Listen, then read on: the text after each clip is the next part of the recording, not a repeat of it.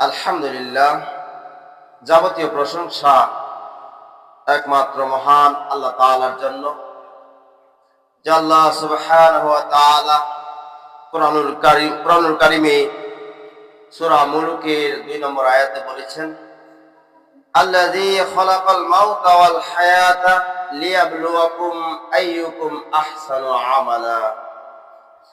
আল্লাহ রাব্বুল আলামিন বলেন যে যিনি সৃষ্টি করেছেন জীবন এবং মৃত্যু, এই জন্য জীবন মানুষকে দিয়েছেন, মৃত্যু এই জন্য দিয়েছেন যে লিয়াবলুয়াকুম আইয়ুকুম, যাতে করে মানুষকে পরীক্ষা করা যায়। আহসানু আমালা, কে কতটুকু আমল করলো দুনিয়ার জীবনে, কে কতটুকু আমল করে পৃথিবী ছেড়ে পরকালে আসলো, আমি এখানে পরীক্ষা করে নেব। তো আসলে পরীক্ষার জায়গা হচ্ছে আমাদের এই দুনিয়াটা। দুনিয়াতে আমরা সকলেই পরীক্ষার্থী। যেমন ভাবে একজন পরীক্ষার্থী যখন মেট্রিক পরীক্ষা দেবে, 9 এবং 10 এই 2 বছর খুব পরিশ্রম করে, এই 2 বছরে কঠিন পরিশ্রম করে। আর পরিশ্রম করার পরে বছরের শেষে একটা ফাইনাল মেট্রিক পরীক্ষা হয়। সেখানে আমরা সবাই যারা পরীক্ষার্থী ওখানে যাই, আমরা উত্তীর্ণ হয়ে যাই।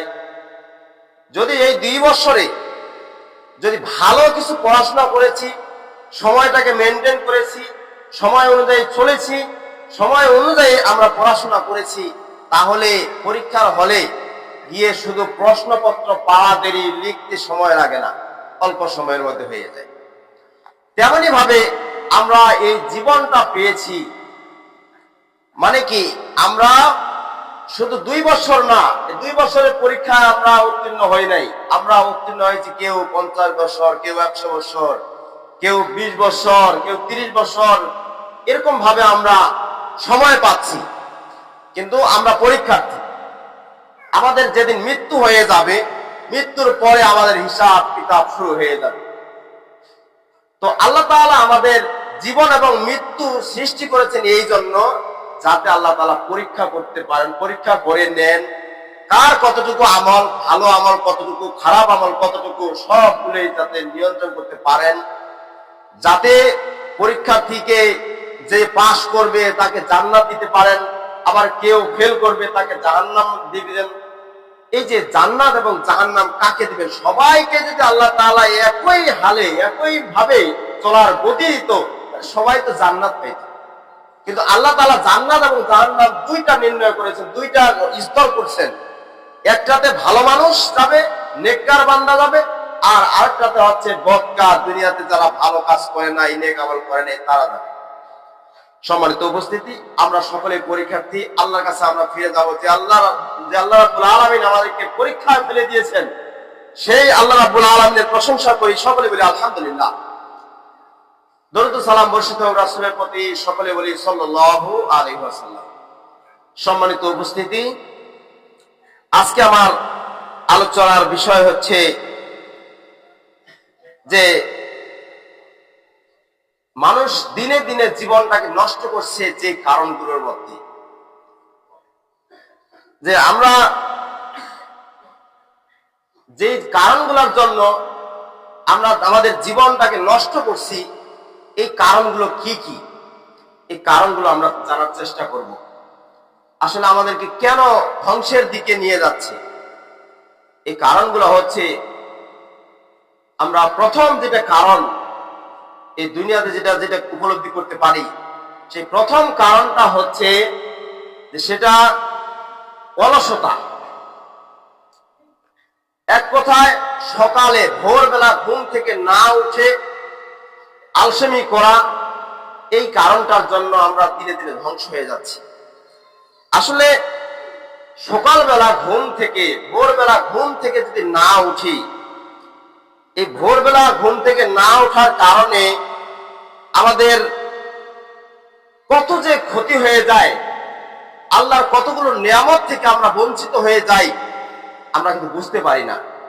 অনেক ছেলেপেলে আছে গ্রামে গঞ্জে দেখা যায় যে তারা ঘুম থেকে 9টার সময় উঠে, কেউ 10টার সময় উঠে, কেউ ঘুম থেকে 12টা পর্যন্ত ঘুমায়, কিন্তু ফজরের আজান কোন সময় হয়, ফজরের আজান কে দিল, ফজরের আজান কখন পড়া হলো, কিছুই বলতে পারে না। এটা কিভাবে মানে আলসেমি শুরু হয়ে যায়। আলসেমি যাকে বলা হয়, যে অলসতা মস্তিষ্ক কাজ করে কিভাবে, রাত জেগে অনেক রাতে ঘুমিয়ে যায়, সে টিভি দেখে, এটা দেখে, ওটা দেখে, দেখার পরে ঘুমিয়ে যায় অনেক রাত্রে। ঘুমিয়ে যাওয়ার পরে যখন একেবারে ফজরের আগে আগে হয়ে গেল, আজান হবে, তার পূর্বে মুহূর্তে ঘুমিয়ে যায়। এই মুহূর্তে যদি ঘুমায় যায় একজন যুবক বা একজন মানুষ যদি ঘুমিয়ে যায়, তাহলে সে কতটুকু চেতন পাবে ফজরের টাইমে, আপনারা বুঝতে পারতেছেন। যে সকালবেলা ভোরবেলা যদি কেউ ঘুম থেকে না উঠে, তাহলে ফজরের নামাজটা কাজা হয়ে যায়। ফজরের টাইমে আল্লাহ রাসূল সাল্লাল্লাহু আলাইহি ওয়াসাল্লাম বলেছেন যে, হে আল্লাহ, আমার উম্মতকে সকালবেলা নিয়ামত দাও, আমার উম্মতকে সকালবেলা রহমত বরকত বর্ষণ করো। আল্লাহ রাসূল সাল্লাল্লাহু আলাইহি ওয়াসাল্লাম দোয়া করতেন। কিন্তু সকালবেলা ভোরবেলা আল্লাহ রাসূল ভোরবেলা মানুষের জন্য দোয়া করেছেন। কিন্তু আমি যদি এখন ঘুম থেকে উঠি 10টার সময়, তাহলে কি রহমতের সাথে থাকবো আমরা, বা আমি থাকবো না। আসলে আমাদের রহমতের মধ্যে থাকতে গেলে আল্লাহ রাসূলের অনুযায়ী চলতে হবে। ফজরের সময় আমাদেরকে আজান দেওয়ার সাথে সাথে উঠতে হবে। উঠার পরে ফ্রেশ হয়ে অন্তপক্ষে ফজরের সালাতটা আদায় করতে হবে। এই সালাতের মাধ্যমে শুরু হয়ে গেল আপনার জীবন, আমার জীবন। ফজরের নামাজটা শুরু হয়ে গেল আল্লাহর অনুসরণ করে। আল্লাহকে অনুসরণ করতেছে আগে। যখন আমরা ঘুম থেকে উঠি, প্রথমে একটা দোয়া পাঠ করি, আলহামদুলিল্লাহিল্লাযী আহইয়ানা বা'দা মা আমাতানা ওয়া ইলাইহিন নুশুর। আমরা অনেকেই পাঠ করি না, অনেক ছেলেপেলে বুঝি না, এই দোয়াটা পাঠ করি না। তো যদি বড় বড় ছেলেগুলোকে বলা হয় যে ফজরের সময় যে ঘুম থেকে উঠো বা সকালবেলা ঘুম থেকে উঠো, ফজরের দোয়াটা বলো তো, ঘুম থেকে উঠার দোয়াটা বলো তো, তখন বলবে যে কি জানি দোয়াটা আমার খেয়াল হচ্ছে না। এই দোয়া নিয়ে সে ব্যতিব্যস্ত। এই দোয়াটা কি বললো, কি বলবাম, হুজুর এখন শিখাইছে, এক সময় ছোটবেলা শিখছি, এখন খেয়াল নাই। কিন্তু এই দোয়াটা আমাদের অবশ্যই মুখস্থ করা দরকার। আলহামদুলিল্লাহিল্লাযী আহইয়ানা বা'দা মা আমাতানা ওয়া ইলাইহিন নুশুর। এই দোয়াটা অবশ্যই আমাদের মুখস্থ করতে হবে সকলকে। কিন্তু আমরা এই দোয়াটা শিখি নাই, দোয়াটা পড়ি না। প্রথমে আলহামদুলিল্লাহ মানে কি, আল্লাহর প্রশংসা শুরু হয়ে গেল, মানে আল্লাহর প্রশংসা দিয়ে আপনার জীবনটা শুরু হয়ে গেল। সকালবেলা রিজিকের ফয়সালা হয়, ভোরবেলা মানুষের রিজিকের ফয়সালা হয়। আপনি সকালবেলা ঘুম থেকে উঠবেন, উঠে নামাজ পড়বেন, আর সিজদায় করে বলবেন আল্লাহুম্মা গফিরলি ওয়ারহামনি ওয়াহদিনি ওয়াআফিনি ওয়ারযুকনি। এই যে ওয়ারযুকনি, এটা কি? উত্তম রিজিক দান করুন। আসলে রিজিক চাইতে হবে তো আল্লাহর কাছে, না চাইলে তো আল্লাহ তাআলা দিবেন না। অনেকের ইনকামের ব্যবস্থা থাকে না, কেন? সে ঘুম থেকে উঠে 9টার সময় 10টার সময়, তাকে কোন মানুষটা তাকে কাজে নেবে বলেন? ও কি কাজের যোগ্যতা রাখে? রাখে না। কিন্তু যে মানুষটা ভোরে উঠে আর তাড়াতাড়ি ঘুমিয়ে যায়, ভোরে উঠে আর রাত্রে ঈশার নামাজের পরে খাওয়া দাওয়া করে ঘুমিয়ে যায়, ওই মানুষটা যদি অন্তরের মধ্যে নিয়ত করে যে আমি ফজরের টাইমে উঠবই, তাহলে দেখবেন যে উঠছি, ওটা আল্লাহর পক্ষ থেকে ফয়সালা হয়ে যায়। কিন্তু নিয়তে যদি গরমিল থাকে, মানে ঘুমানোর সময় দোয়াটাই পাঠ করি নাই, আল্লাহুম্মা বিসমিকা আমুতু ওয়া আহইয়া, এই দোয়াটা পাঠ করে তো ঘুমাইনি, ওটা অনেকের খেয়াল থাকে না। তো আসলে এই দোয়াটা যদি না পড়ে ঘুমিয়ে যাই, তাহলে আমরা কি আল্লাহর অনুসরণ করে ঘুমাইলাম? আল্লাহর রাসূলকে অনুসরণ করে ঘুমাইছি না? তাহলে আমরা চেতন পাবো? চেতন তো পাবো না। কারণ আল্লাহকে অনুসরণ করে যদি আমি ঘুমাই আর আল্লাহর কাজ করার জন্য ভোরে উঠি, ভোরে উঠার জন্য নিয়ত করি, তাহলে আল্লাহ তাআলা এই নিয়তটা পূরণ করবেন। কারণ আল্লাহ রাসূল বলেছে ইন্নামাল আমালু বিন্নিয়াত, যে সমস্ত কাজ হয় নিয়তের উপর, সমস্ত কাজ কর্ম নিয়তের উপর নির্ভরশীল। আপনি যে কোনো কাজ করবেন নিয়ত করে কাজ করতে হবে। আপনি ইশারের সময় ঘুমিয়ে যাবেন, আপনি নিয়ত করে ঘুমাবেন, আমি ফজরের টাইমে উঠবো, ফজরে ফরজ সালাতটা জামাতের সাথে আমি যাতে আমি করতে পারি, এই নিয়ত করে আমি আপনি ঘুমাবো। যদি আমি আপনি এরকম ঘুমাইতে পারি, তাহলে দেখবেন ফজরের আগেই আপনার চেতন হয়ে গেছে, আপনি চেতন পাইছেন, আপনার আর ঘুম হচ্ছে না। মানে কি, কখন আযান দিবে আপনার মনটা টাঙ্গানো থাকবে। আল্লাহ রাসূল সাল্লাল্লাহু আলাইহি সাল্লাম বলেছেন যে 7 শ্রেণীর মানুষ আল্লাহর আরশের নিচে ছায়া পাবে, তার মধ্যে এক শ্রেণীর মানুষ হচ্ছে ওই ব্যক্তি যার অন্তর মসজিদের সাথে টাঙ্গানো। মানে কি, এক ওয়াক্ত নামাজ পড়ে আসছে বা ইশার নামাজ পড়ে আসছেন, আবার মনটা টাঙ্গানো আছে যে আমি ফজরের নামাজ পড়তে পারবো, আমি ফজরের নামাজ পড়ার জন্য চেষ্টা করব, আল্লাহ তাআলা আমাকে যদি জীবিত রাখেন, আমার যদি মৃত্যু না হয়, তাহলে আমি ফজরের সময় চেতন হয়ে আমি ঘুম থেকে উঠবো, আমি নামাজ পড়বই, ফজরের সালাতটা আদায় করবো, এরকম নিয়ত করতে হবে। এই যে নিয়ত না করে ঘুমাইলে 9টা 10টা তো বাঁচবেই। অনেক ছেলেপেলে ঘুমিয়ে থাকে, যা যদি ডাক দেওয়া হয় বাড়িতে, অমুকে বাড়িতে আছে ভাই, অমুক বাড়িতে আছে, হ্যাঁ ও ঘুমায় গেছে, এখনো ঘুম থেকে উঠে নেই, 9টা বাজে 10টা বাজে। কিন্তু ওই পরিবারের মধ্যে বাবা মা কেমন, ওই পরিবারের মধ্যে যে দায়িত্ববান একজন আছে বাবা অথবা মা, তারা কেমন, তারা কিভাবে তাকে ঘুমাইতে দিল, যে এতক্ষণ হয়ে গেল 9টা 10টা বাজলো, তারপর ছেলে সন্তানকে ডাকিয়ে দিচ্ছে না। তো দায়িত্ব সম্পর্কে খেয়াল রাখি না, তাই এরকম হচ্ছে। সম্মানিত উপস্থিতি, তাই আমাদেরকে রিজিকের ব্যবস্থা আল্লাহর কাছে চাইতে হবে হজরের সময়। মানে সুবহা কথাটা আছে, যে সুবহা, আল্লাহ রাসূল সুবহার কথাটা নিয়ে আসছেন হাদিসের মধ্যে, যে কোনো কিছু চাইতে গেলে আল্লাহর কাছে, রহমত চাইতে গেলে, রিজিক চাইতে গেলে সবচেয়ে ভোরে যেটা চাওয়া হয় ওইটা হচ্ছে সবচেয়ে উত্তম। তো আমরা দুনিয়াতে একটু ঘুমানোর জন্য অনেক আরাম আয়েশ করি। আল্লাহ তাআলা বলেন যে বাল তুসিরুনাল হায়াতাদ দুনিয়া, বরং তোমরা তো দুনিয়ার জীবনটাকে প্রাধান্য বেশি দিচ্ছ, দুনিয়ার জীবনটাকে বেশি প্রাধান্য দিচ্ছ। দুনিয়ার জীবনটা একটু শরীরটা ভালো থাকবে, আমি বেশি করে ঘুমাবো, আমার শরীরটা মানে হৃষ্টপুষ্ট হবে। আপনি এই দুনিয়াটাতে মানুষকে শরীরটা দেখানোর জন্য, আপনার লাবণ্যময় চেহারাটা দেখানোর জন্য আপনি ঘুম থেকে উঠলেন না, আপনি কেমন যুবক? আপনি আল্লাহর কাজটা বাদ দিয়ে আপনি শয়তানের প্রধানকে অনুসরণ করলেন কি জন্য? কারণ যেই মানুষটা ফজরের টাইমে উঠে না, 8টা 10টার সময় উঠে, তার কাছে শয়তান ভর করে, শয়তান তার সাথে লাগেই আছে। কত ডিজাইন নিয়ে এনে স্বপ্ন দেখাবে শয়তান। যে মানুষটা ঘুম থেকে উঠতে দেরি করে, দেখবেন ও দুঃস্বপ্ন, অনেক দুঃস্বপ্ন দেখে, তার ঘুম ঘুম ভাব যায় না। 9টা পর্যন্ত যদি কোনো বাচ্চা, কোনো ছেলে, কোনো মানুষ যদি ঘুমায়, দেখবেন যে সারাদিনে তার দুশ্চিন্তা, সারাদিনে তাকে শরীরটা কেমন জানি মেরমেরা মেরমেরি শুরু হয়ে যায়, তার শরীরটা পুরো এনার্জি থাকে না, সে একটা কাজ করবে, শরীরটা দুর্বল হয়ে যাচ্ছে, নিস্তেজ হয়ে যাচ্ছে। আর বেশি ঘুমাইলে সমস্যা। 6 ঘন্টা 7 ঘন্টার উপরে যদি আপনি ঘুমান, তাহলে আপনার শরীর ঠিক থাকবে না। বিজ্ঞান বলে যে কোন মানুষ যদি সকালবেলা ভোরবেলাতে সূর্য ওঠে, এই সূর্যের তাপটা যদি কেউ না পায়, তাহলে তার যে একটা শরীরের এনার্জি আছে, এনার্জি কেবল কেটে যায়, তার এনার্জি থাকে না। তাহলে আমাদের এনার্জি ঠিক রাখার জন্য, শরীরটাকে ভালো রাখার জন্য, তাহলে আমাকে ভোরবেলা উঠতে হবে, ভোরবেলা উঠে নামাজ পড়তে হবে।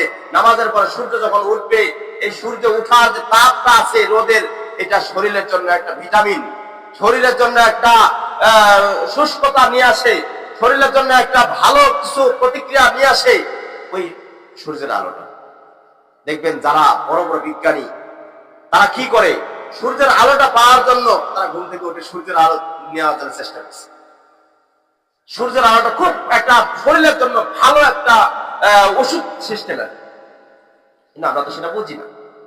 সম্মানিত উপস্থিতি, তাহলে আমাদের জীবনটা ধ্বংস করার 1 নম্বর কারণটা হচ্ছে, সেটা হচ্ছে সকালে দেরি করে ঘুম থেকে ওঠা। এই সকালে দেরি করে ঘুম থেকে উঠলে আমাদের রুজি রোজগার, রিজিকের ফয়সালা এত সহজে হয় না। কারণ যখন এই সূর্য উঠে যাবে, তখন তো ফেরেশতাগুলো সব তার আপন আপন কাজে চলে যাবে। আপনি ওই খাতা থেকে বঞ্চিত হয়ে গেলেন, আপনি আর ওই রহমতের ফেরেশতা, রিজিকের ফেরেশতার সাথে আপনার দেখা হলো না, কথা হলো না, আপনার কোনো রিজিকের ফয়সালা হলো না। এই জন্য আমরা অনেকে ধ্বংস হয়ে যাচ্ছি দিনে দিনে। অনেক পরিবারে দেখবেন যারা বেশি বেশি ঘুমায়, তার পরিবারে স্বামী স্ত্রীর ভিতর খুবই দ্বন্দ্ব। কি কারণটা? বেশি ঘুমায় যে। সম্মানিত উপস্থিতি, তো এই 1 নম্বর কাজটা, এই সকালবেলা ঘুম থেকে দেরি উঠলে আমাদের একটা জীবনের একটা ধ্বংসের কারণ হয়ে দাঁড়ায়। আমরা এটা থেকে বিরত থাকবো, চেষ্টা করব ফজরের নামাজ পড়ে। আপনি ফজরের নামাজ পড়ার পর সূর্য উঠে গেছে, তখন আপনি যা ঘুমায় যান, কোনো সমস্যা নেই, আপনি ঘুমাতে পারবেন। কিন্তু ফজরের নামাজ পড়ার পরে সূর্য ওঠার আগে যদি ঘুমিয়ে যান, তাহলে কিন্তু একটা আল্লাহ রাসূলের হাদিস অমান্য করে ফেললেন। এটা আবার ঘুমানো নিষেধ। সম্মানিত উপস্থিতি, 2 নম্বর কারণটা হচ্ছে মোবাইলে ঘন্টার পর ঘন্টা সময় নষ্ট করা। বর্তমানে এমন একটা সময় আসছে, এই মোবাইলটা যে সময়টা কত যে ব্যয় হচ্ছে, আমরা সময়টা গুরুত্ব দিই না। আল্লাহ রাব্বুল আলামিন বলেন ওয়াল আসর, সময়ের কসম। এখানে আল্লাহ তাআলা সময়ের কসম দিচ্ছেন। সময়টা মহা মূল্যবান। সময় থাকতে সময়ের মর্যাদা যদি না জানতে পারি, তাহলে আমাদের ক্ষতি। ইন্নাল ইনসানা লাফি খুসর, নিশ্চয়ই মানুষ ক্ষতির মধ্যে রয়েছে, নিশ্চয়ই মানুষ ক্ষতির মধ্যে রয়েছে। কিন্তু আমরা এই যে ঘন্টার পর ঘন্টা মোবাইল চালাচ্ছি, এমন ভাবে যে চার্জার ঢুকায় দিচ্ছি, তারপর মোবাইলটা চলতেছে। এরকম হচ্ছে, শুধু আপনাদের না, আমারও হচ্ছে। কেন আমরা এদের ক্ষতি করতেছি সময়টা? আসলে কাজে যদি ক্ষতি হয়, যদি একটা কাজ করছেন, মোবাইলে কিন্তু অনেক ধরনের কাজ। মোবাইলে আপনি যদি চিন্তা করেন যে মোবাইলটা আপনার অনেক কিছু জানবো, আপনি জানতে পারবেন। আপনার কিছু লাগবে না, মোবাইলটাই সবকিছু। মোবাইলটাতে আপনি বই পড়তে পারবেন, মোবাইলে আপনি ছোট ছোট ভালো উপদেশমূলক কথা শুনতে পারবেন। মানুষ উপদেশ বাণী দিয়েছে, কোরআন হাদিস রেফারেন্স অনুযায়ী পাঠিয়েছে। ইউটিউব, ফেসবুক, এগুলোতে দলিল স্বরূপ যেগুলো দিয়েছে, এগুলো আপনি পড়েন, এগুলো বুঝেন।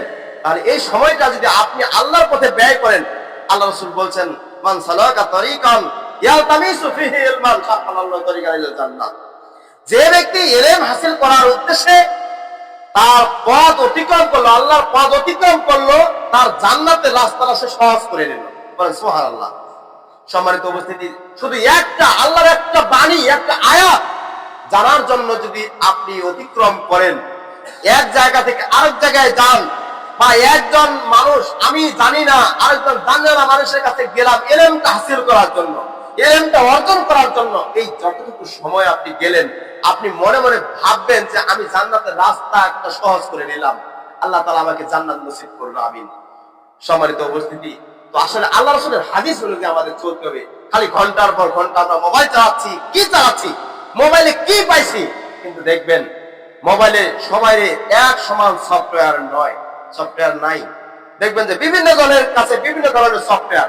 কারো বলে কি ওটা বলে ক্যাসিনোর সফটওয়্যার, কারো বলে কি এটা বলে কি ওই যে নতুন নতুন ভিডিও ডাউনলোড হবে, এটা বলে একটা সফটওয়্যার। সফটওয়্যারের ভিড় লাগে গেছে মোবাইল। সফটওয়্যার ডাউনলোড দিতে দিতে মোবাইলটা পর্যন্ত হ্যাং হয়ে যায়, নষ্ট হওয়ার হয়ে যায়। সম্মানিত উপস্থিতি, তো ঘন্টার পর ঘন্টা আমরা যারা যুবক ভাই মোবাইল চালাচ্ছি, এই মোবাইল চালাটা একটু বিরত থাকি। আমরা ঘন্টার পর ঘন্টা এবার মোবাইল না চালিয়ে, মোবাইলটা আপনি রাখেন আপনার হাতে। আমি এটা বাধা দেই না যে আপনার মোবাইলটা আপনার হাতে না রাখেন, এটা বলি না। আপনি মোবাইলটা রাখেন, মাঝে মাঝে মোবাইলটা বাইর করেন, করার পরে একটা হাদিস পড়েন, একটা হাদিস পড়ে ওই অনুযায়ী আপনি মোবাইলটা আবার পকেটে রাখেন, রাখে ওই হাদিসটা মুখস্থ করে গোটা এলাকা ঘুরে বেড়ান, আপনি হাদিসটা শুধু মুখস্থ করে দেন। একটা কোরআনের ছোট্ট একটা আয়াত দিবেন, আপনি এটা মুখস্থ করবেন। আমার আজকে সারাদিনের একটা শিডিউল, আমার সারাদিনের একটা নকশা থাকবে যে আমি এই সময় এটা করবো, এই সময় এটা করবো। তাহলে দেখবেন যে আপনি কোরআনের অল্প দিনেতে দেখবেন যে সূরা কিরাতগুলো শিখে ফেলছেন। অনেকেই বলছে মোবাইল বড় বড় নিয়ে বেড়াচ্ছে, কিন্তু তাকে যদি বলা হয় আপনার কয়টা সূরার আয়াত মুখস্থ আছে বলেন তো, ও বলবো যে একটা সূরা ফাতিহাও নেই। এরকম হয়। কিন্তু মোবাইলটা আপনি রাখেন, মোবাইলটা উপকারী জিনিস, আপনি ওই নিয়তে রাখেন, ওই চোখে রাখেন যে মোবাইলটা আমার উপকারী জিনিস। তো মোবাইলটা উপকারী জিনিস হলে উপকারটা কিভাবে আসে ওইটা আগে বুঝবেন। যে মোবাইলটা এত দামে কিনলাম, 7,000, 8,000, 12,000, 20,000 টাকা দিয়ে একটা মোবাইল কিনলাম, কিনে আমি লাভ কি পেলাম? আমি যদি ধ্বংসের কারণটাই যদি বেশি বাঁচে নেই, তাহলে মোবাইলটা কিনে আবার লাভ হলো কিভাবে? তো তো টাকা দিয়ে আমি পাপ কিনে নিব, এটা তো হতে পারে না। টাকা দিয়ে কিছু আমি উপকার পাবো, এইটাই হচ্ছে আমাদের লক্ষ্য উদ্দেশ্য। কিন্তু আমরা কয়জন এটা লক্ষ্য উদ্দেশ্য করি না। মোবাইলটা আপনি নেবেন, হাতে পকেটে নেবেন, নেওয়ার পরে আপনি বাইর করবেন মোবাইলটা, দেখি তো একটা কোরআনের একটা সফটওয়্যার তৈরি আগে ডাউনলোড নিয়ে কোরআনের আয়াত একটা অন্তত সূরা নাস প্রথমে শুরু করে দিই। সূরা নাসটা কি? সূরা ফাতিহা তো অনেকেই জানি, ছোট বাচ্চাগুলো জানে। আমাদের মুসলমান ধর্মের এটা কিন্তু আবার ভালো আছে যে সূরা ফাতিহার অন্তপক্ষে মক্তবে ঢোকার পরে সূরা ফাতিহা আগে ছোট বাচ্চাগুলো জানে, ওটা শিখে ফেলেছে। কিন্তু অন্যান্য ধর্মে কিন্তু পাবেন না। অন্যান্য ধর্মের বাচ্চাগুলো এরকম এলাট না। একটা হিন্দু ধর্মের মানুষের বাচ্চাগুলো যদি বলা হয় যে তুমি একটা গীতা পাঠ করো, তো ও বলবে যে গীতা কি, বুঝে না, ছোট বাচ্চা। কিন্তু বড়গুলা হয়তো কোনোদিন যদি তাদেরকে পুরোহিত বা তাদের ব্রাহ্মণের সাথে কি ঘোরাফেরা করছে, তার বংশ পরিচয় আছে তার কাছে, হয়তো গিয়ে একটা গীতা সে শ্লোক মুখস্থ করে রাখছে, ওই অনুযায়ী যেখানে সেখানে তাকে একটু দাঁড় করানো হয়, এতটুকুই। কিন্তু মুসলমানের ঘরে যদি একটা মুসলমান মুতিও হয়, তার ঘরে যদি একটা 10 বছরের বাচ্চা থাকে, তাকেও যদি বলা হয় যে তুমি সূরা ফাতিহা আবার একটু কোরআন তেলাওয়াত করো, তো সাথে সাথে তার সে মাইকের কাছে যায়, অন্তপক্ষে সালাম দিয়ে সূরা ফাতিহা তাওয়াজ তাসবিহ শেষ করবে। তবে আল্লাহর পক্ষ থেকে যে নিয়ামত যে আমরা ইসলাম ধর্মের মধ্যে আছি, ইসলাম ধর্মের মধ্যে আমরা জন্মগ্রহণ করেছি, এটা শুকরিয়া, আলহামদুলিল্লাহ। কিন্তু যারা ইসলাম ধর্মের মধ্যে থাকতে পারে নাই, যারা ইসলাম ধর্মের মধ্যে আসে নাই, তারা কত যে পোড়া কপাল তারাই জানে। তারা অন্তর থেকে চিন্তা করে যে এই ধর্মটা, ইসলাম ধর্মে যদি আমি জন্মগ্রহণ করতাম তাহলে আমি অনেক কিছু পেতাম। আজকে আমার বাবাকে মাকে মুখে আগুন দিতে লাগতো না আমি বড় সন্তান হয়ে, তারা মনে মনে ভাবতো। কিন্তু কি করবেন, কারণ ওদের জমির দলিল দস্তাবেজ তো ওই হিন্দুত্ব অনুযায়ী। কারণ ওরা আসে না দুনিয়ার একটা লালসার জন্য যে আমি যদি ইসলাম ধর্মের মধ্যে আসি তাহলে আমার সম্পদটা বাজেয়াপ্ত হয়ে যাবে, হয়তো নষ্ট হয়ে যেতে পারে, সমাজ তাকে মেনে নিবে না, হঠাৎ করে তাকে মেরে দিতে পারে, এই ভয়ে তারা আসে। সম্মানিত উপস্থিতি, ইসলাম সবচেয়ে দামি নাজাত ও মুক্তির ধর্মের নাম হচ্ছে ইসলাম। এই ইসলাম ছাড়া অন্য কোন ধর্মে এরকম নাজাত এবং মুক্তি নেই। তো খতমে নবুয়ত থেকে 3টা কথা শেখায়। যে 1 নম্বর কথা হচ্ছে সর্বদিক থেকে সর্বশ্রেষ্ঠ নবী আমাদের মুহাম্মদ সাল্লাল্লাহু আলাইহি ওয়াসাল্লাম, তারপরে আর কোন নবী হবে না, 1 নম্বর কথা। 2 নম্বর, আসমানি কিতাব হলো আল কোরআন, আল কোরআনের পরে আর কোন আসমানি কিতাব আসবে না, 2 নম্বর। 3 নম্বর কথা হচ্ছে যে যারা কি কয়, 1 নম্বর হচ্ছে ইসলাম, 2 নম্বরটা হচ্ছে না শেষ, 3 নম্বরটা হচ্ছে নাজাত। নাজাত এবং মুক্তির ধর্ম হচ্ছে ইসলাম। ইসলাম ছাড়া অন্য কোন ধর্মে নাজাত মিলবে না। এই 3টা কথা কিন্তু শেখায়, মুখস্থ করায়। যারা ছোট ছোট বাচ্চা মক্তবগুলোতে পড়ে আর খতমের নবুয়ত মার্কাজ থেকে পড়ায়, ওইগুলো একটা সাহাত আছে, ওদেরকে মুখস্থ করাবেই বাচ্চা। কারণ এই 3টা ছাড়া কোনো উপায় নেই। কেউ যদি খালি বলে যে সর্বদিক দিয়ে সর্বশ্রেষ্ঠ রাসূল আমাদের মুহাম্মদ সাল্লাল্লাহু আলাইহি ওয়াসাল্লাম নয়, তাহলে দেখবেন যে আমি আর আপনার কাদিয়ান সমান। কাদিয়ানরা বলে যে সর্বদিক দিয়ে সর্বশ্রেষ্ঠ নবী মুহাম্মদ সাল্লাল্লাহু আলাইহি ওয়াসাল্লাম নন, বরং মির্জা গোলাম আহমদ কাদিয়ানী একজন নবী। নাউজুবিল্লাহ, তাকে ওখানে ঢুকাইছে।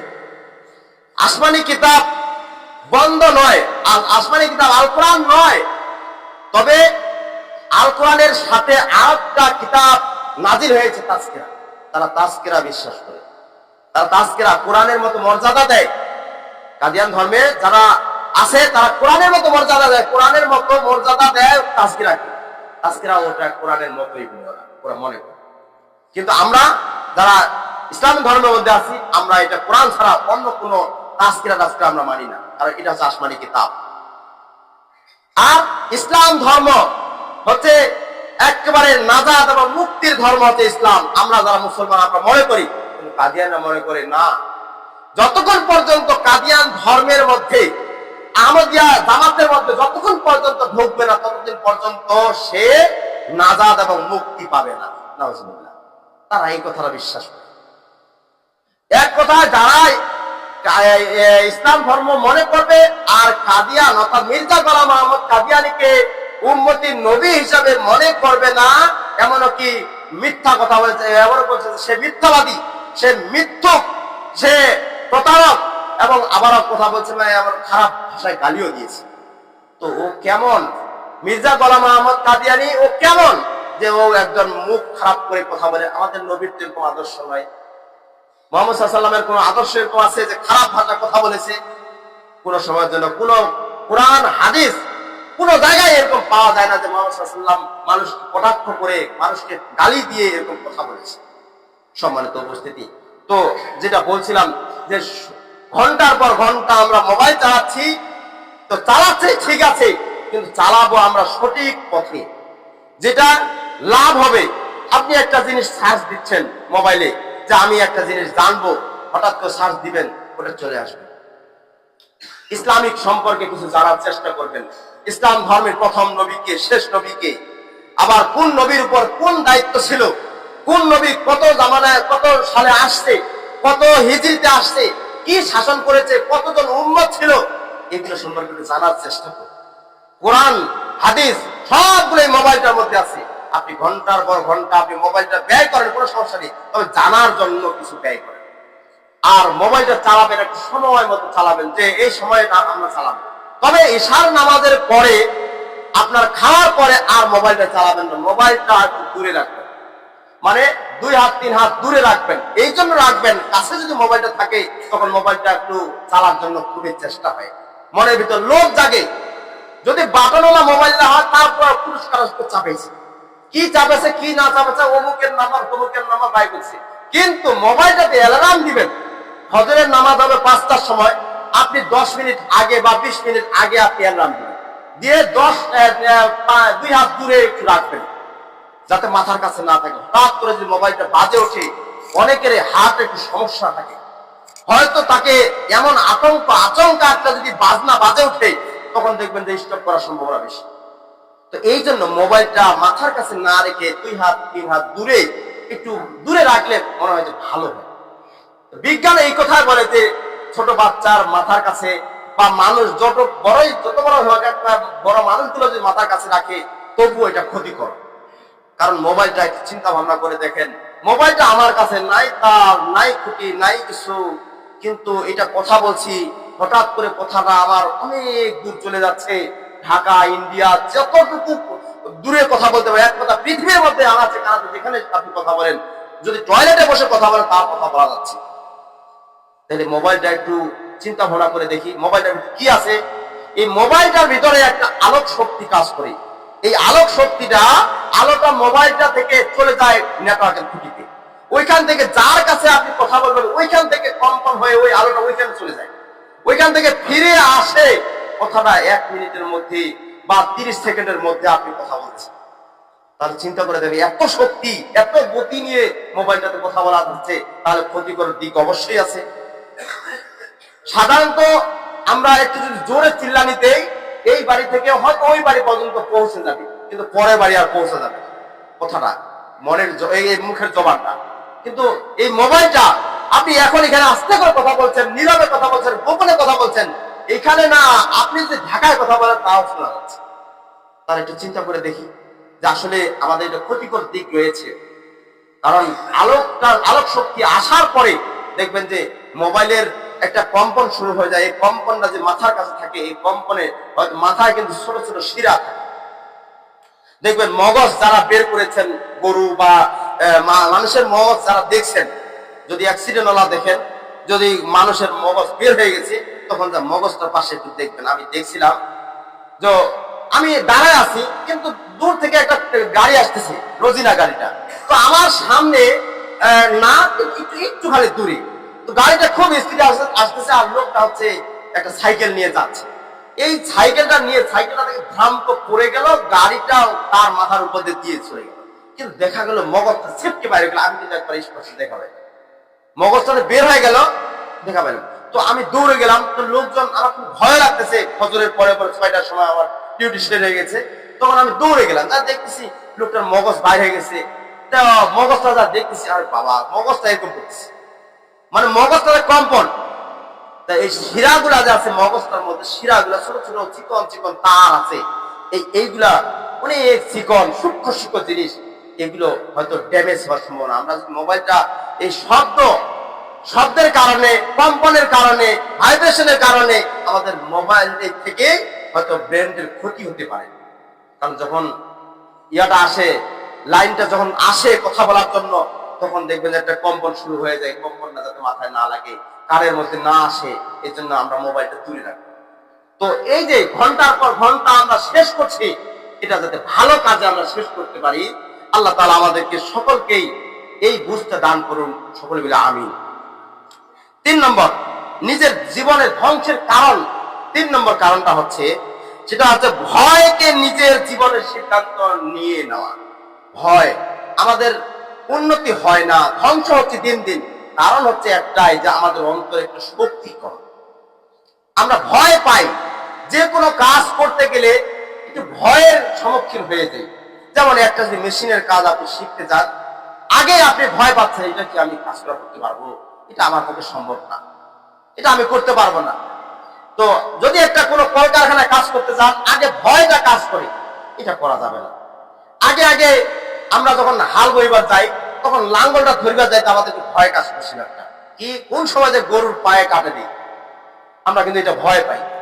তো এরকম যেমন একটা সাইকেল চালাবার গেলেও যেই মানুষগুলো সাইকেল চালাতে পারি না, আমাদের এই ভয়টা কাজ করেছে বেশি, যে আমরা মনের ভিতরে একটা ভয় নিয়ে আসছি, কখন যে সাইকেল যায় না উল্টে পড়ে, খালে যায় পড়ি না, যেখানে সেখানে পড়ি। এই ভয়টা করার কারণে আমরা একটু ডেভেলপ হতে পারছি না, কিছু জিনিস শিখতে পারছি না, কিছু করতে পারছি না। আসলে এই ভয়টা, এই ভয় অন্তরের মধ্যে নিয়ে আসলে আপনি ধ্বংসের পথে চলে যাবেন। আপনাকে ভয়হীন কাজ করতে হবে। এটা হয় লাভ হবে না লস হবে, হবে তো একটা, তবে যেখানে দেখবেন যে লজের আশঙ্কা বেশি, ওই কাজটা থেকে আমরা দূরে থাকবো। কিন্তু লাভ আছে, লাভ হবে, কিছু দিলে কিছু লাভ হবে। যেমন আপনি ব্যবসা করতে যাবেন, ব্যবসা প্রথমে ধান কিনলেন একবার 50 মণ, কিন্তু যেই দামে কিনলেন সেই দামটার চাইতে একটু বেশি বিক্রি করতে হবে। যদি বেশি বিক্রি করতে পারেন তাহলে আপনার লাভটা আসবে। আর যদি মনে করেন যে ধান কিনবো, কয়েকদিন পরে আবার লস হবে, না, এটা কোনো হাত পা নাই, ধান কিনবো না, ব্যবসা করবো না, কারণ এটাতে টাকাটা ফালায় রাখবো, পরবর্তীতে যদি 700 টাকার দামের ধান সে জায়গায় 600 টাকা বিক্রি করতে হয়। এই ভয়টার জন্য আমরা উন্নতি করতে পারছি না। মানে এই কাজটা, ভয়টা যে কাজ করছি, আতঙ্ক নিয়ে আসতেছি আমরা অন্তরের মধ্যে, এই ভয়ের কারণে আমাদের জীবন দিনে দিনে নিঃশেষ ধ্বংস হয়ে যাচ্ছে, আমরা উন্নতি কিছু করতে পারি না। 4 নম্বর, চেষ্টা করার আগেই মানে হাল ছেড়ে দেওয়া। মানে একটা কাজ করব, কাজটা পারি কি না পারি আগে চেষ্টা করে দেখি, কিন্তু চেষ্টা না করার আগে বলছি এটা আমার পক্ষে সম্ভব না, ওইখানে যাবো না। এইরকম অনেকের এই অফার আসে বিদেশ থেকে, বিদেশে যাওয়া গেলে সে লাভবান হবে। কি কাজটা? কম্পিউটারের কাজ করতে হবে, এরকম কাজ করতে হবে, আদান প্রদান করতে হবে। এটা কি সম্ভব? কাজটাতে না গিয়ে আমরা ফিরে আসতেছি, তাহলে কি আমরা লাভবান হব না? আমাদের কিছু আয়ের বা রিজিকের ব্যবস্থা হবে ওই জায়গায়, কিন্তু রিজিকের ব্যবস্থাটা আমরা না খুঁজে, না অন্বেষণ করে আগে হালটা ছেড়ে দিয়ে দিলাম, না, আমি আমার পক্ষে সম্ভব না, পারবো না। তো যেমনই ভাবে আমরা হাল ছেড়ে দিচ্ছি এই মসজিদটার মধ্যেই, যেমন একটা কাজ ধরবো, কিন্তু ধরার সময় মানে মনে করছে এটা কি সম্ভব, এটা কি হয়? কিন্তু দেখবেন অনেক অভাবিয়া সমাজের মধ্যে বড় বড় বিল্ডিং উঠে গেছে, মানে ভালো ভালো কিছু মসজিদে উন্নয়ন হয়েছে, তা স্টেজ লাগাইছে, কার্পেট তৈরি হয়েছে, কার্পেট নিয়ে আসা হয়েছে, অনেক উন্নয়ন হচ্ছে, কিন্তু আমাদের এই মসজিদটা তো হয় না। কারণ কি? ভয় হচ্ছে। কারণটাই হচ্ছে আমাদের ভয়। কারণটা হচ্ছে চেষ্টা করার আগে আমরা ভেঙে পড়ে যাচ্ছি। চেষ্টা করলেই আসলে সাফল্য অর্জন করা যায়, চেষ্টা না করলে হবে না। গত সপ্তাহের আগে সপ্তাহে মনে বলছিলাম যে মাকড়সার দিকে তাকিয়ে একজন ব্যক্তি সে চেষ্টা করছে যে আমি গর্তে আছি, তাতে কি হয়েছে, আমি নিচে পড়ে আছি, তাতে কি হয়েছে। মাকড়সাটাকে পড়তে পড়তে অনেক 7-8 বার উঠানোর পরে 7-8 বার নিচে নামছে গর্তের মধ্যে, আবার উঠতেছে, আবার উঠার পরে আবার পড়ে যাচ্ছে। তার চেষ্টাটা সে হাল ছেড়ে দেয়নি, কারণ আমাকে উঠতেই হবে, কারণ এটা উঠতেই হবে। যেমন দেখবেন কেন্দুলা পোকা, তো আপনারা দেখছেন কেন্দুলা পোকা আছে না, ট্রেনের মতো চলে যাচ্ছে, যাই যেতে এই কেন্দুলা পোকা করে কি, হঠাৎ তো একটু নাড়বেন, নাড়ার পরে সেটা প্যাঁচ লাগে গেল, ওই কেন্দ্রলা পোকা যদি একটা গর্তের মধ্যে পড়ে যায় বা পানির মধ্যে পড়ে যায়, ওই কেন্দ্রলা পোকা যতক্ষণ পর্যন্ত উঠবে না ততক্ষণ পর্যন্ত চেষ্টা হারাবে না। একবারে যদি না পারে তারপর তার জীবন প্রাণ মারে চেষ্টা করতে উঠার জন্য। তো একটা প্রাণী যদি চেষ্টা করতে পারে তাহলে আমরা কেন হাল ছেড়ে দেবো? আমরাও চেষ্টা করি না কিছু উন্নয়ন করার জন্য সমাজ? অবশ্যই চেষ্টা করলে কিছু লাভবান হওয়া যাবে, ফল পাওয়া যাবে। তো 5 নম্বরটা আমাদের যেটা 5 নম্বর ক্ষতিকর ধ্বংসের মানে কারণ হয় আমাদের জীবনে, সেটা হচ্ছে হিংসা। এটা হচ্ছে 1 নম্বর কারণ। মানে এই হিংসা যদি অন্তরের মধ্যে থাকে তাহলে দেখবেন যে আমরা ধ্বংস ছাড়া উন্নয়ন করতে পারবো না। আমাদের ধ্বংসের কারণ 5 নম্বরটা হচ্ছে হিংসা।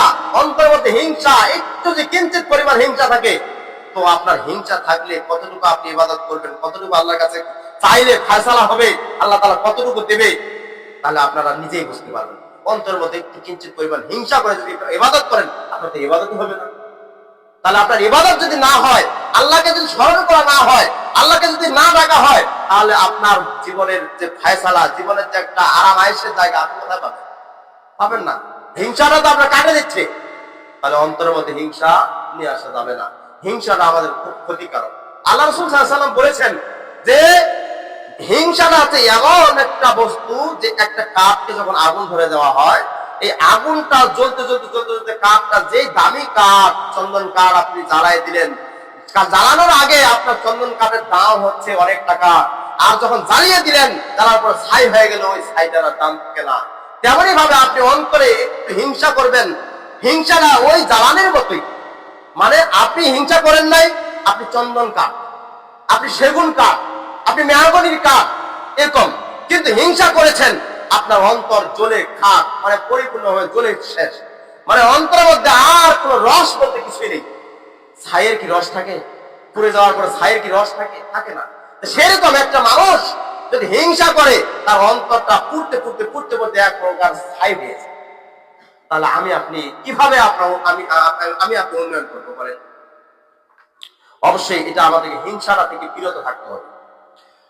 তো সব 6 নম্বর গুরুত্ব যেটা হচ্ছে সব গুরুত্বপূর্ণ কাজ ফেলে রাখা। আমরা অনেক সময় একটা কাজ আজকে, এখন সময় আছে, এই সময়টা কাজটা করি না, করবো কালকে করব। এই জিনিসটা আমাদের আরেকটা কারণ, ধ্বংসের কারণ। মানুষ যে ধ্বংস হয়ে যায়, এটা আরেকটা কারণ। 7 নম্বর কারণ সেটা হচ্ছে যে আজকের কাম কাল পর না ডাল। এই মানে আজকের কামটা কালকের জন্য রাখিও না, একটা উর্দুতে সব বাক্য আছে। তো আজকের কাম কাল পর না ডাল, আজকের কাম কালকের জন্য রাখিও না। আজকে এখনকার কাজ আপনাকে এখন কাজ করতে হবে। আপনার চোখের সামনে কাজটা পড়ে আছে, আপনি গুরুত্বপূর্ণ কাজটা আপনি করে ফেলেন। কিন্তু আপনি গুরুত্বপূর্ণ কাজটাকে যদি হেয় তুচ্ছ করি, অবহেলা করি, কালকে করব, সময় আছে, কালকের পরের দিন করবো, শুক্রবার আসুন না শুক্রবারে করব, এই কাজটা যদি হেলায় খেলায় করেন, আপনি হবে না। সম্মানিত উপস্থিতি, তো যেটা কাজ সামনে আসছে সেই কাজটা করার জন্য চেষ্টা করব। যেমন সামনে আমাদের মসজিদের কালেকশন আসতেছে, এটা হেলায় খেলায় করবো না, আমরা চেষ্টা করব। মানে আমাদের চেষ্টাটা থাকবে, এই কাজটা কালকে করব, গত সপ্তাহে করব, পরের শুক্রবার করব, এখনো কেউ ধান কাটে নেই, কালেকশন করব না, পরে করব। এই কাজটার জন্য আমাদের উন্নয়ন কিন্তু অত সহজে হবে না। যখন আপনি লাগে পড়ে ছেড়ে পড়ে সবাই আমরা লাগে পড়ে যাবো, সমাজের মধ্যে 2 ঘন্টা সময় দেবো, এখানে কেউ কতগুলো মানুষ আছি, সবাই যদি 2 ঘন্টা সময় দেওয়া হয়, তাহলে আমরা এই সমাজটা কালেকশন করে শেষ করে দিতে পারবো।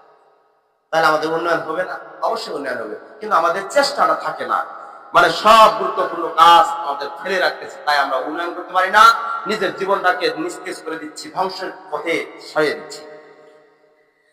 সম্মানিত উপস্থিতি, তো আমি 6টা বিষয় জানিয়ে দিলাম। 1 নম্বর বিষয় হচ্ছে সকালে দেরি করে উঠা যাবে না। সকালে আপনি ঘুম থেকে উঠে দোয়া পাঠ করে আপনি ফ্রেশ হয়ে অন্তপক্ষে ফজরের 2 রাকাত ফরজ সালাত জামাতের সাথে পড়ার জন্য চেষ্টা করবেন। তাহলে আপনার রোজি রোজগারের কোনো ঘাটতি হবে না। আল্লাহ তাআলা যেভাবে হোক ফয়সালা আপনার আমার হয়ে যাবে। যেদিন আপনার রিজিকের ফয়সালা হয়ে যাবে, আপনাকে কেউ ঠেকাইতে পারবে না ওই রিজিক থেকে। 2 নম্বর, মোবাইল ঘন্টার পর ঘন্টা আমরা চালাবো না। মোবাইলটা যেটা চালাবো সেটা যাতে সঠিক কাজে ব্যবহার করতে পারি। 3 নম্বর হচ্ছে ভয়কে নিজের জীবনের সাথে আয়ত্ত করব না, ভয়টাকে দূরে রাখবো। কারণ ভয় করা যাবে না। সামনে আমরা অগ্রসর হতে গেলে কিছু দিতে হবে আগে, তারপর কিছু পাইতে হবে। দেখেন অনেক ব্যবসায়ী আছে, আগে টাকাগুলো ফালায় রাখছে, কিন্তু পরে এমন দাম বাড়ে গেছে, মানে কি তার লাভবান অনেক লাভ পেয়েছে। 4 নম্বর হচ্ছে চেষ্টা করার আগে হাত ছেড়ে দেওয়া যাবে না। চেষ্টা করবো আগে, চেষ্টা করার পরে যদি এক কাজে না পারে তাহলে আলাদা, আগে চেষ্টা করতে হবে, চেষ্টার হাত ছাড়া যাবে না। 5 নম্বর হচ্ছে হিংসা। এই হিংসা জিনিসটা আমরা অন্তরের মধ্যে নিয়ে আসবো না। যদি হিংসাটা অন্তরের মধ্যে নিয়ে আসে তাহলে আমরা ক্ষতিতে পড়বো। আমরা সকল মুসলমানের ক্ষতির মধ্যেই রয়ে যাবো। যদি প্রত্যেকটা মানুষের হিংসা থাকে তাহলে কেউ কারোর সাথে সম্পর্ক ভালো থাকবে না। ভালো সম্পর্ক যদি না থাকে তাহলে সমাজে কোনো উন্নয়ন আসবে না, আপনারও উন্নয়ন আসবে না, আল্লাহর পথে যে একটা ব্যয় করবেন সেটা তো উন্নয়ন আসবে না, কোনো কিছুতেই সম্ভব নয়। আর গুরুত্বপূর্ণ যেগুলো কাজ এগুলো যাতে আমরা ফেলে না রাখি, আল্লাহ তাআলা আমাদেরকে এই সমস্ত কাজগুলো সঠিকভাবে আদায় করার তৌফিক দান করুন। সকলে বলে আমিন। এই বলে আলোচনা শেষ করছি। ওয়া আখিরু দাওয়ানা আলহামদুলিল্লাহি রাব্বিল আলামিন।